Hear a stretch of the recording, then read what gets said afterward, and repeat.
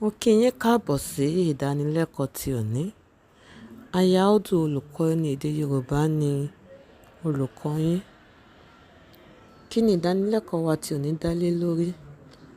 Ohun tí a ó máa gbé yẹ̀wò ní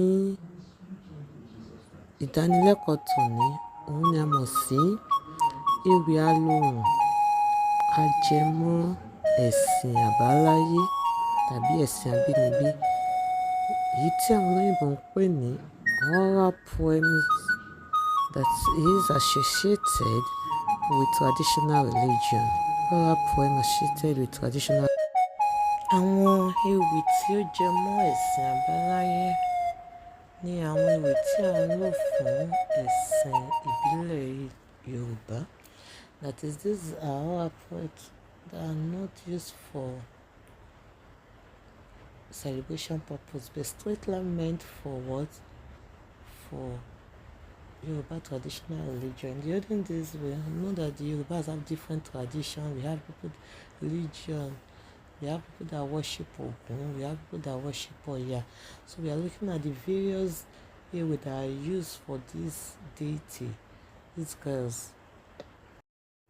A ó tẹ̀síwájú nígbà tí a ó máa wo àwọn ewì Alohùn tó jọ mọ́ ẹ̀sìn kọ̀ọ̀kan àti àwọn òrìṣà tí ó ń lò wọ́n. As we'll take a look at the various types of ẹ̀sìn ìbílẹ̀ that we have and the ewì that is used by this ẹ̀sìn àbáláyé, what we call ẹ̀sìn ìbílẹ̀, one after the other.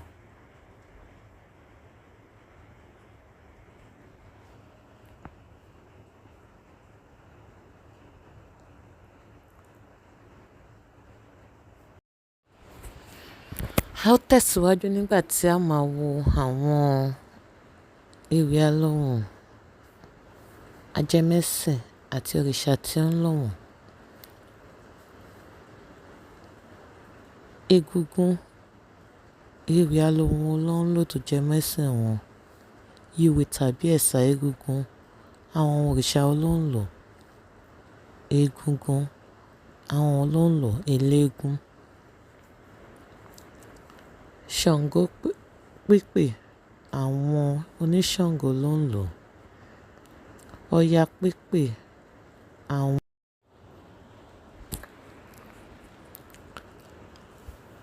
Esu-pipe, àwọn eléṣù ló ń lò. Òrìṣà ló ń lò. Èṣù. Orin-Oro tàbí Orin-Arungbe, àwọn ló ń lò. Olóró. Ẹ̀sìn wọn ló ń lò. Oro.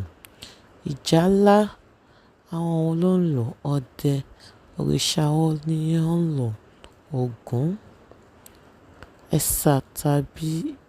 Esa-Ifá tàbí ìyẹ̀rẹ̀ Ifá.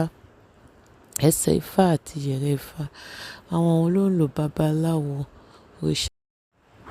Gẹ́gẹ́ bí mo ṣe sọ síwájú tẹ́lẹ̀ ní àkótán, ewì Alohùn ajẹmẹ́sìn ni àwọn ewì tí a ń lò fún ẹ̀sìn ìbílẹ̀.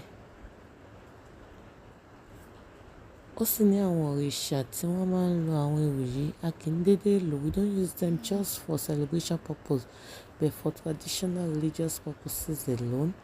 And some of them are Esu-pipe, used by worshippers of Èṣù.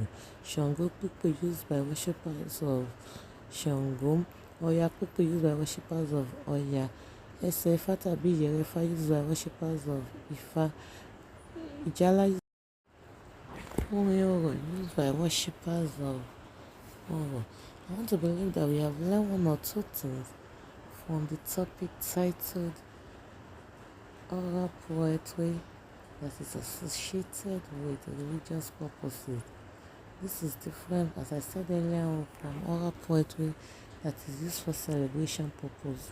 These are mainly used for religious purposes alone. If you have any question, you can drop it in the comment section and your questions will be answered. Thank you. See you. Ó dìgbà.